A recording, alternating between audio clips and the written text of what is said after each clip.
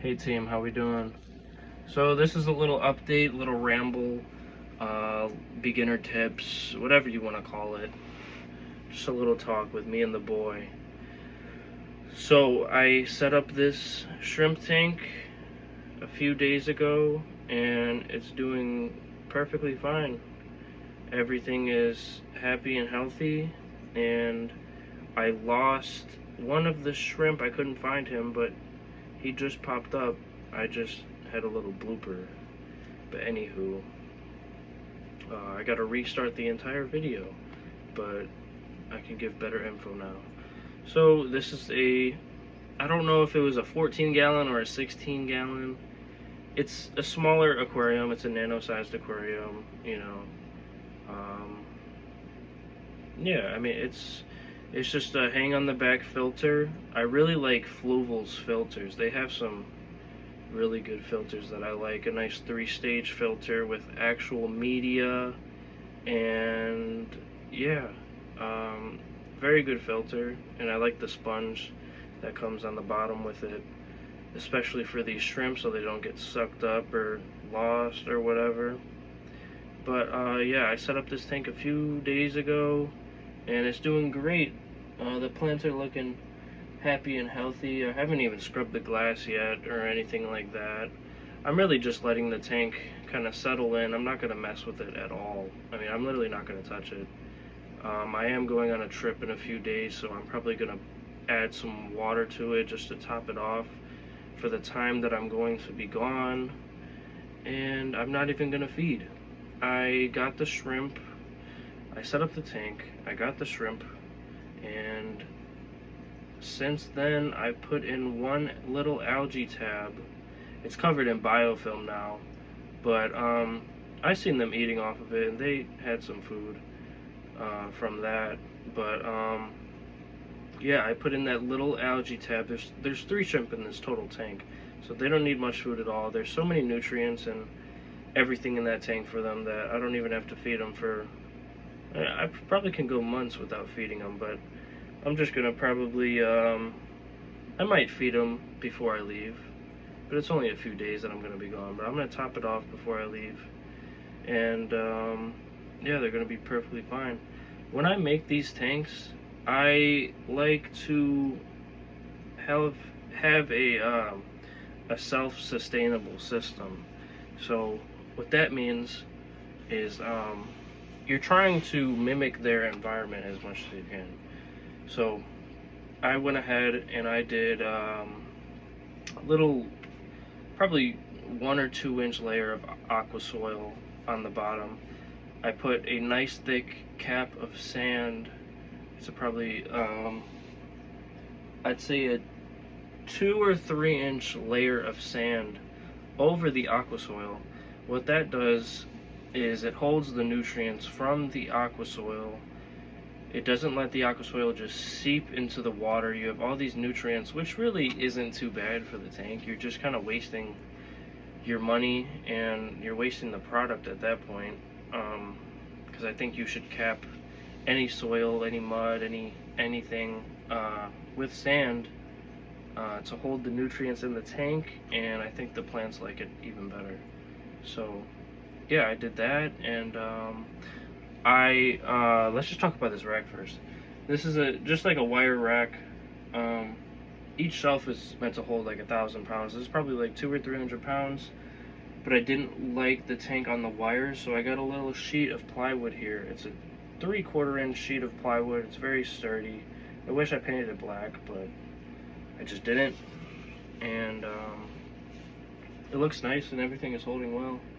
And I got a little tiny little light up top. It's really not that small at all, but it does the job. It's very cheap off of Amazon. Comes with some modes here. You got your whites, I don't even know.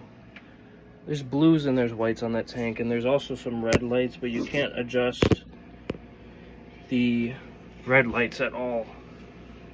But yeah, I went with a very cheap light. It was like $8 off of Amazon. I got a decent filter. It's a Fluval. It's a 3-stage filter. I like that it has media in it, and it's not just like a lot of these smaller filters are just like a cheap little. They don't even have any media or any type of stages of filtration or anything like that. So, spend the extra, 20, 30 bucks and get a good filter that's actually going to last. Comes with a warranty and stuff, but you're not going to need the warranty if you keep everything correct. And when you're cleaning out your filter, you don't need to, take everything apart, take everything out, get the dirty parts, like the sponge that's in the aquarium, put it in some, you could do old tank water, or you can just do regular water in the sink and just squeeze it out real nice and put it back in the tank. But what you don't want to do is clean the entire filter at once, clean the entire tank at once. That's just bad. So, but like I was saying, I like a very natural type aquarium. I like something that's self-sustainable. You can call me lazy, whatever, but I think it looks better. I don't want to put in the worry, put in the time, put in all the effort that it takes to have an ugly aquarium when I can just use nature to the best of my ability and make something like this. And yeah, or you can go ahead and you can make something like this all the way back there. That's a 45 gallon. I'm having a little hair algae problem. I've been feeding the tank a lot, which I shouldn't do, but I got some more fish in that tank and I went ahead and I did it, and the tank is still perfectly fine. You can have like a bunch of different issues arise from overfeeding. When you don't have any plants and stuff, you're gonna have cyanobacteria, you're gonna have that with the algae, you're gonna have, and it's gonna show in the water quality. But when you have a natural aquarium like this, like, everything is just evened out, and everything, like, and when you go slow, I guess, with the cycle, I don't really believe in a cycle, but when you go slow with the cycle, as in you're very, very small amounts of food, and you just want to watch your tank. You want to know your tank, and you'll be able to know when something's wrong, like you have to switch something up, or something is harmful to the tank, something's not working out. Excuse me, I just shaved too. But yeah, you'll be able to know when something isn't right, and it's pretty easy, well, for people like myself to figure out what the problem is. But I mean, if you have some common sense, it's pretty simple. And if you kind of keep a record of, not writing down stuff in a journal, but if you keep a record in your mind of what you're doing, what you just did, when you fed the tank last, and reading your fish, and reading, a good way is to look at your sand, see what's on top, and just you just want a nice self-sustaining tank that can keep up with the food that you put in, the fish that you put in, the amount of maintenance that I guess you take out of the tank, as in water changes. But I like a very simple tank, and I like little maintenance, and you can make something beautiful like this at home. I mean, I keep the light on for probably, today I turned it on at around 10 a.m. in the morning, and I still haven't turned it off. So it's been on for 12 plus hours, which is kind of pushing it, but at the same time, I just started the tank. I'm making this video, and I want the tank to, get some bacteria growing, some algae, some of the good stuff for the shrimp, and but this was a very cheap tank to set up. I spent, we'll just call it 20 bucks on the aqua soil. I used half of the bag. I'm going to use the other half for another tank that I'm about to set up for you guys. I bought 15 pounds of sand. That was about, it was like 15 bucks. So, and then I got the filter. That was probably 40 bucks. I got the tank. I got a deal on that. Petco has some crazy tanks. I wish I had more room in my room, but I don't. And I think I got enough right now. I got the tank for like 70 bucks. I'd say I seen it on sale for like $50 or something like that. And it's a beautiful rimless tank. It comes with a top, and it's perfect.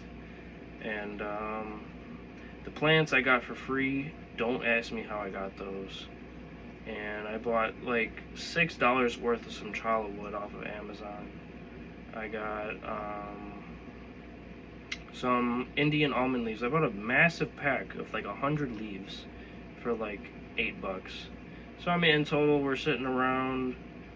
I mean, it could range anywhere from you guys, and especially because I didn't buy the plants, it could range. A tank like this could range like $80 to, you can go upwards of 200. But I mean, you can do it pretty cheap, and you can have a very good tank that can last long. You know, if you just don't overfeed and don't overstock and keep your lights on, and you can have a tank that lasts a pretty long time. This is a longer video than I intended. If you're still watching, I appreciate you. But yeah, that was my planted shrimp tank. I'll go more in depth, and I might make another video right now. But that was my planted shrimp tank. It's gorgeous, and I hope it lasts, and I hope the plants stay alive.